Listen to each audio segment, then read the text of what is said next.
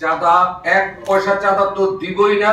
যে চাঁদা দিয়েছি চাঁদা ফেরত চাই। আমি নাম উল্লেখ করলাম না, আমি সময় দিলাম।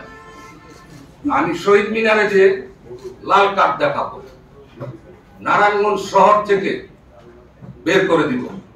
সেই যত বড় শক্তিশালী নেতাই হোক, আমরা দরকার হলে চেম্বারের পক্ষ থেকে আমরা দলীয় প্রধানদেরকে আমরা লিখিত অভিযোগ দিব। আমরা ব্যবসায়ী, আমরা কোনো ঝামেলা মুক্ত ব্যবসা করতে চাই। যেহেতু পরিস্থিতি স্বাভাবিক হচ্ছে না, আমাকে রক্ষা করতে আমার নিজেরই দায়িত্ব নিতে হবে। আমরা ঐক্যবদ্ধভাবে প্রতিহত করব। হোয়াটসঅ্যাপ গ্রুপ করেন, আমি সেক্রেটারিকে বলবো হোয়াটসঅ্যাপ গ্রুপ করেন, সমস্ত ব্যবসায়ীদেরকে হোয়াটসঅ্যাপ গ্রুপের আওতাধীন করেন। যেখানেই কোনো সমস্যা হবে আমরা সবাই একত্রিত হয়ে প্রতিহত করব। সেটা সারা নারায়ণগঞ্জ কানেক্টেড থাকবে। কোনো ব্যবসায়ী দয়া করে কোনো ধরনের ভুল অভিযোগ করবেন না। যদি কেউ প্রমাণিত হয় যে আপনি ভুল অভিযোগ করছেন, চেম্বারের সদস্যপদ খারিজ সহ আইনানুগ ব্যবস্থা হবে। পুলিশ ভাইদেরকে বলতে চাই, নারায়ণগঞ্জ এসপি সাহেবকে বলতে চাই, আপনারা একটু অ্যাক্টিভ হন। আমাদের কি সহযোগিতা লাগবে, ব্যবসায়ীদের কি সহযোগিতা লাগবে, আপনারা আমাদের কাছে যদি সাহায্য চান আমরা সাহায্যের হাত বাড়িয়ে দিই।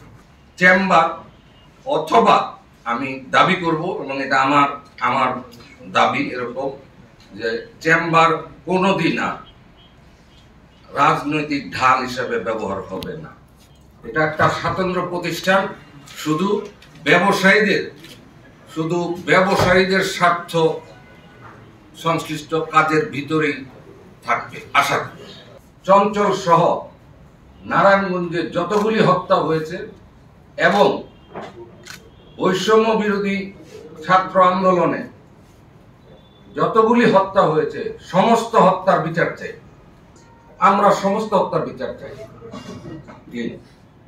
আমরা নারায়ণগঞ্জের মতো ঐতিহ্যবাহী নারায়ণগঞ্জ, এটা একটা ব্যবসায়ী নগর, বন্ধন নগর।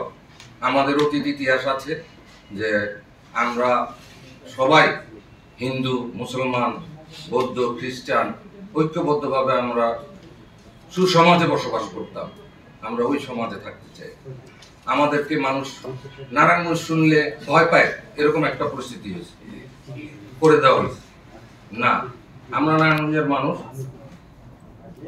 আমি মনে করি, আমি ব্যক্তি মাসুদকে চিনি, আমাদের মন ভালো। আমি যেহেতু নারায়ণগঞ্জের মানুষ, ব্যক্তি মাসুদ আমি নিজেকে যেহেতু চিনি, তার মানে আমি সবাইকে চিনি। কষ্ট হবে কিন্তু সত্যের পথে থাকবো আমরা।